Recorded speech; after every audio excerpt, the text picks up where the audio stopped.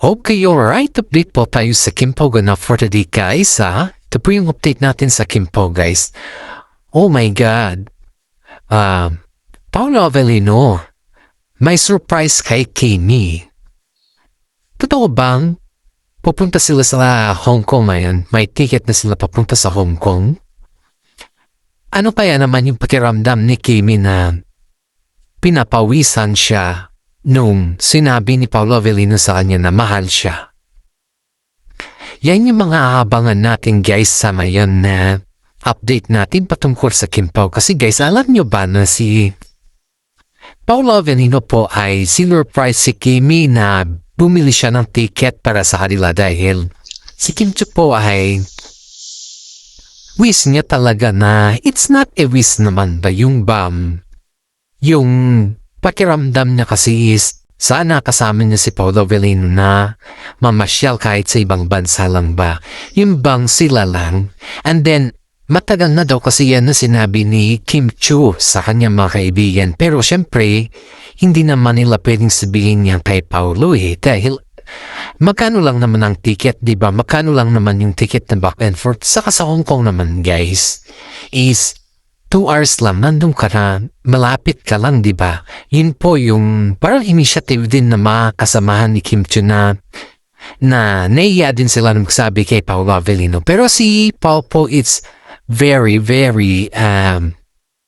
kumbaga is not voluntary po siya na bumili ng ticket dahil malapit na din po yung birthday ni Paolo Avellino. Guys, parang kumbaga is regalo na nila yun sa kanilang dalawa ni Kim Chiu.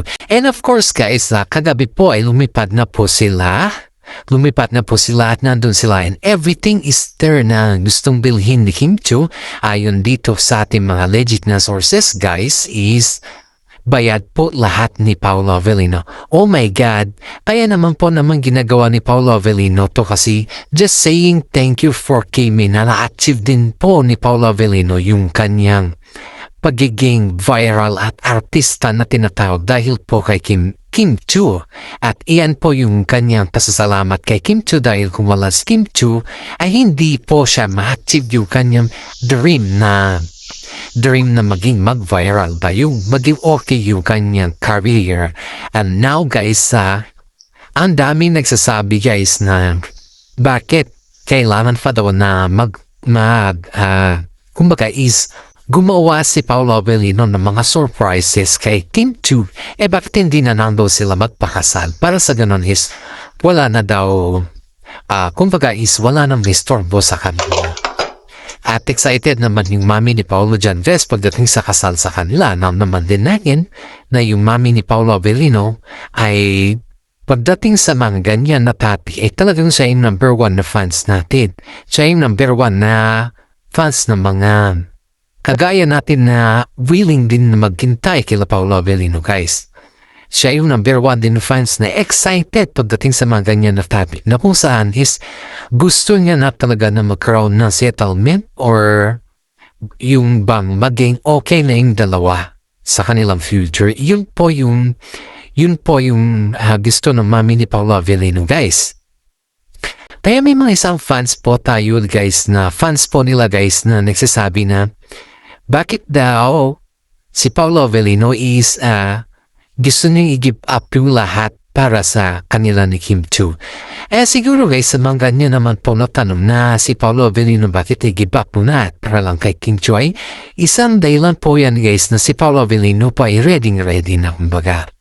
Hindi mo naman pwede i-give up kung lahat guys kung hindi ka naman ready di ba? Saka hindi ka naman ready sa tao. Alangan naman na i-give up mo yan, hindi ka naman ready. Di ba isang malaking kadakilaan TNG yan kung ganon ang mangyayari. Pero in fairness sa kay Paolo guys is pinaparamdam nyo talaga kay Kim Chiu na ready na siya at waiting na po yung decision ni Kim Chiu. Kaya nga pati nga po yung mami ni Paolo guys ay liniligawan din si Kim Chiu sa kanyang decision dahil yung mami ni Paolo kasi guys is wala ka talagang masabi. Wala kang masabi kasi number 1 na fans ng Kim Pao yan Sa hindi lang number 1 na fans guys sa botong-boto talaga yan kay Kim Chiu. Matagal na noon pa nagsimula sila Kim Chiu at si Paolo Avellino naging tambalan kitang-kita mo yung mami ni Paolo na talagang siya pa talaga yung todo effort na in-invite si Kim Chiu na pumunta sa bahay nila na yung alam mo yung very close.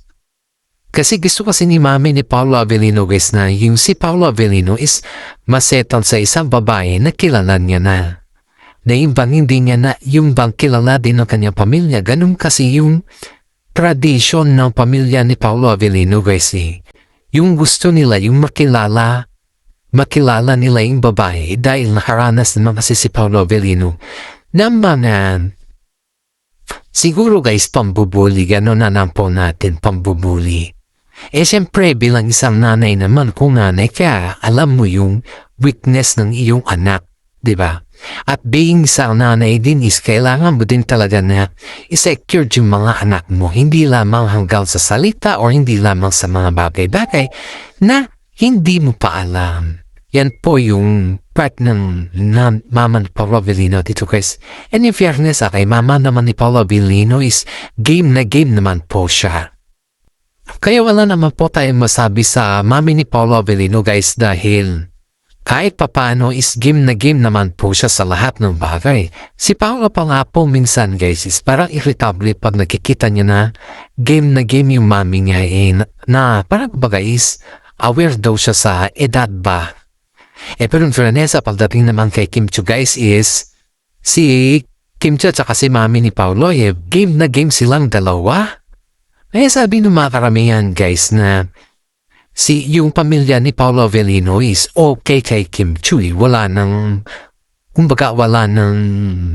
cheche-buriche ka pang maririnig sa side ni Paolo Avellino kay Kim Chiu. And of course guys, ito pa yung pinakamasarap sa lahat na pakiramdam ba. Si Paolo Avellino guys is may pabor kay Kim Chiu na parang kumbaga is malapit kasi yung kanyang birthday at malapit na rin yung birthday ng mama ni Paolo Avellino. Parang magkalapit lang yung birthday nilang dalawa. Ang gusto, may konting revelasyon si Paolo dito guys na ayon dito sa ating mga legit na sources guys na umingi ng tulong kay Kim Chiu kung paano nila daw surprise din yung kanyang mami. Kasi siyempre guys, si Kim Chiu po yung close ni mami ni Paolo Avellino at hindi naman, close naman niya si Paolo pero iba kasi guys pag lalaki. Iba kasi. Pag babae kasi yan guys is you're so very open Alam mo kasi sinasabi niya naman sa iyo. Pero pag lalaki kasi, iba kasi yung lalaki guys Yung lalaki, galimbawa o ganito o ganyan open na yan. Pag babae kasing daming cheche-buriche, di ba? Yan yung hindi alam yan yung alam ni Paolo, yung very kwan lang. Pero pagdating naman sa mga organizing, si Kim Chiu talaga, nagkumingi talaga siya ng favor kay Kim Chiu na siya yung mag-organize. Hanap ng organize, siya din yung magsabi. Kasi si Paolo Avellino kasi guys is, parang baga, just go with the flow lang siya. Kung ano na yun.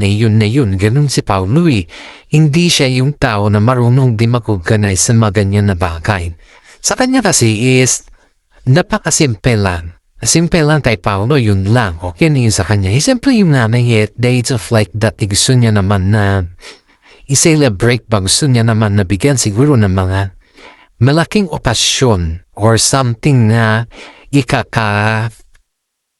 saya ng kanyang nanay kasi nasa age na din po siya ng pagka-senior citizen. So yan po yung parang gusto ni Paolo Avellino na mangyari.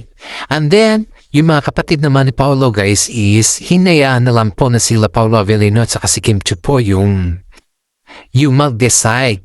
Dahil, syempre pag lahat naman, may mga bas-bas din po sila guys. Pero, iba pa rin po kasi kapag may isang taong nagmamanage, yun yung sa kanila. Kaya hinayaan na lang po sila, hinayaan na lang sila Paolo Avellino at saka si Kim Chiu po na mag-organize sa surprise na birthday ng kanilang mami. Aba, itong yung side ni Paolo Avellino kasi guys is parang may naamoy daw silang surprise sa kanilang ina. Pero hindi naman sinasabi ni Paolo na isusurprise nila yung kanyang mami kasi pag nalaman kasi yan ng mami niya, iiyak na naman daw yun. Yan yung ayon dito sa ating legit na social. Lalong-lalo na pag may mga surprises na nangyayari na hindi mo expect na yung bang ganun lang kadali, ganun lang kasimple, hindi mo siya ina-expect, di ba? May mga surprises na nangyayari. Kaya, ganun guys ay makikita natin dito na sa lahat ng surprises na gagawin nila Kim Chiu ay todo effort naman yung dalawa. Pero in fairness ito guys alam nyo nung napapano pa lang sila, tingnan mo yung reaction ni Paolo Avellino kay Kim Chiu. Parang titig na iniisip niya na kaya niya ba to? Kaya ko ba to? Parang gano'n ba yung gandang-ganda siya kay Kim Chiu guys eh. And yet, ang daming nagsasabi na umamin na si Paolo Avellino guys. Umamin na siya kay Kim Chiu. Pero si Kim Chiu lang talaga yung hinihintay ni Paolo Avellino guys. Hinihintay siya sa kanyang sariling decision. Hindi naman pwedeng si Paolo Avellino po ang mag-decide sa kanilang dalawa guys. Dapat parehas sila. Yan po yung aabangan natin guys sa pagdesisyon ni Kim Chiu dahil sabi ni Kim Chiu, kailangan pa daw nilang tapusin lahat yung kanilang project and after that, yun na yung tinatawag na kasanan na. Sabi naman ng side ni Kim Chiu is kung ano yung gusto ni Kim Chiu ay yun po yung susuportahan namin. So, ibig sabihin wala din problema sa side ni Paolo Avellino guys, ay ni Kim Chiu guys. Pero ang problema is yung tradition way nila, yun lang. Kung siyempre, may lahi si Kim Chiu, may lahi silang dalawa. Pero depende naman yan kasi ang dami naman may lahi na nagkatasawa, di ba? Na parehas naman yung kwan nila. Ang dami naman dito sa Pilipinas. Hindi lang sa Pilipinas, pati na rin sa mga ibang bansa, guys. Ang dami natin. Di lang dito sa atin. Kaya, tayo guys ay siparan pa din po natin na maka-update sa kanila, guys. Para sa ganon ay lahat ng mga senior citizen dyan na nanonood sa atin at nakikibalita din. Maraming salamat sa inyo, guys. Lalong-lalo ng mga senior citizen dyan sa mga abroad. Alam nyo guys, yung mga senior is love na love ko mga yan kasi senior citizen na din po yung aking nanay.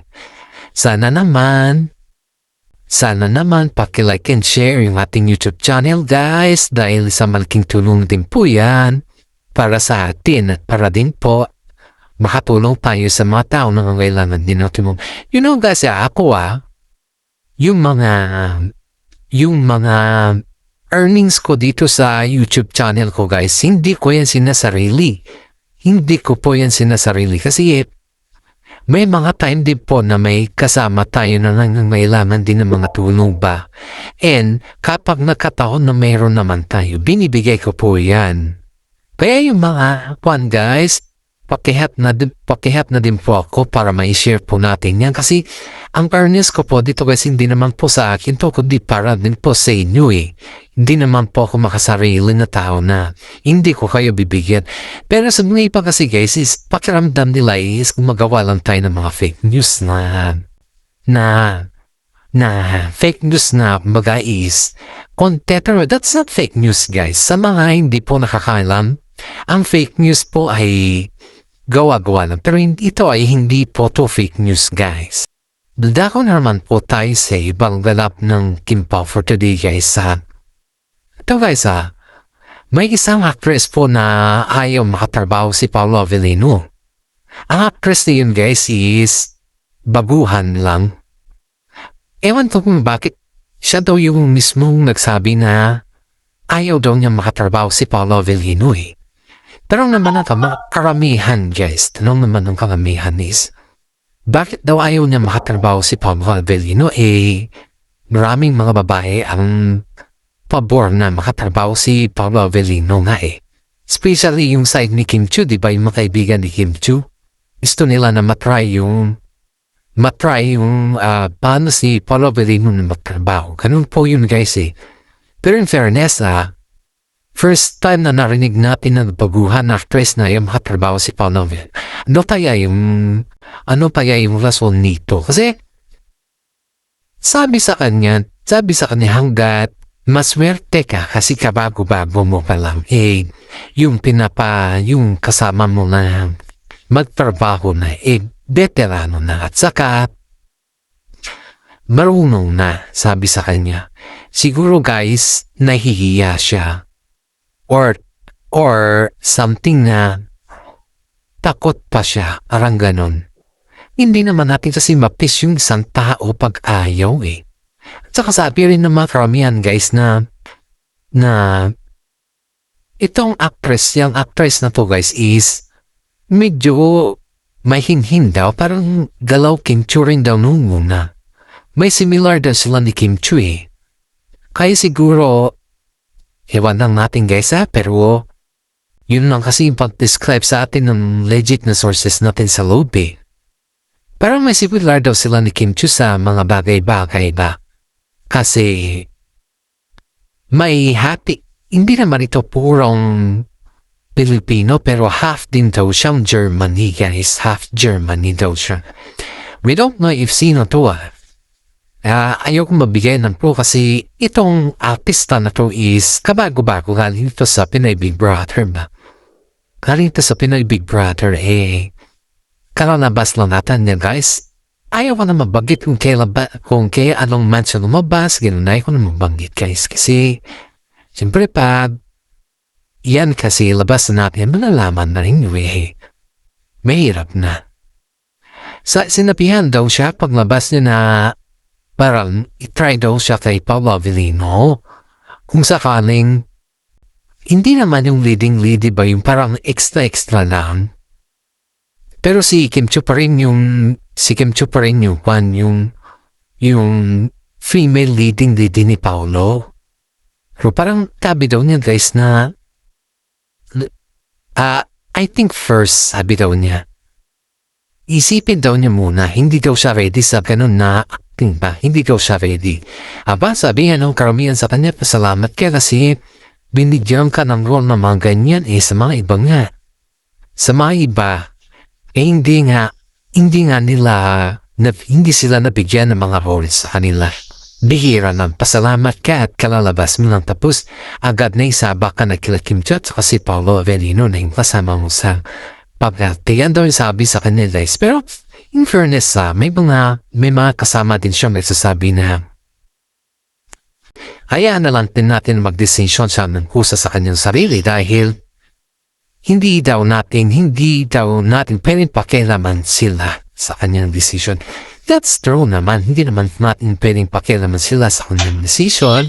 Pero, sabi ng mga karamihan is, it's up to her po na yung kanyang decision. It's up to her na. Pero, sabi sa kanya is, maswerte talaga siya. Dahil, sa dami ng mga bagong artista na lumabas sana yun na yung bagong love team ba? Siya lang yung napili ng management na itarbaho kila Paolo Avellino at saka si Kim Chiu. Diba? Itarbaho kila Paolo Avellino at saka si Kim Chiu. Pero parang nag-iarnarte daw itong bagong actress na itong dila natin halang bes ko ano yung kanyang opinion na pero sabi sa atin dito is nahihirita daw siya kay Kim Chiu. Yaman natin bakit naman siya nahihirita kay Kim Chiu. Binaman natin nila kung na yung reason bakit siya nahihirita kay Kim Chiu Kasi ako naman, sa lahat naman mga kaibigan namin sa showbiz wala naman kami naririnig na may nahihirita kay Kim Chiu as long as yung mga fan lang, yung mga kasama nila sa showbiz na hindi na pagbigyan, yun yung mga irritable kay Kim Chiu, yun mga mahirita kay Kim Chiu. Pero yung mga iba naman guys is wala ka naman maririnig na naiiritad sila kay Kim Chiu. Kasi si Kim Chiu po is marunong siyang nakisama. Yun po yung gabi ni Kim Chiu sa loob ng showbiz guys. Marunong siyang makisama, alam niya kung saan nilugar yung kanyang sarili. Kahit babuhan yung mga kasama niya guys, alam niya kung saan nilugar yung kanyang sarili. Siya pa nga pong tumutulong sa mga gamit ng mga babuhan pag wala sila. Ganun po si Kim Chiu guys. Ganun po siya pa-entertain sa mga babuhan. Hindi po siya makasarili. Pero this one guys is masyado at ang bilito sa sarili niya. Natatawa nga po yung kanyang mga kasama sa loob ng showbiz guys dahil hinindihan daw niya ang offer sa kanya samantala ang daming nag-aabang dun na offer guys, ang daming nag-aabang. Lahat ng mga artista na lumabas sa Pinoy Big Brother ay ang hinabangan talaga nila is yung sumabak at makatabaw sila Paolo Avellino at saka si Kim Chiu. Pero ito parang live sa kabihasnan yung kwan niya. Parang hindi daw nila magets kung ano yung gusto niya. Yun yung sabi sa ating guys kasi sabi niya na mag-artista siya at sabi niya na gusto niya yung mga project na heavy. Pero pag itapat naman kila Paolo Avellino at saka si Kim Chiu, ano yun? Parang ayaw nga. And this is for today guys. Maraming salamat at God bless po sa ating lahat.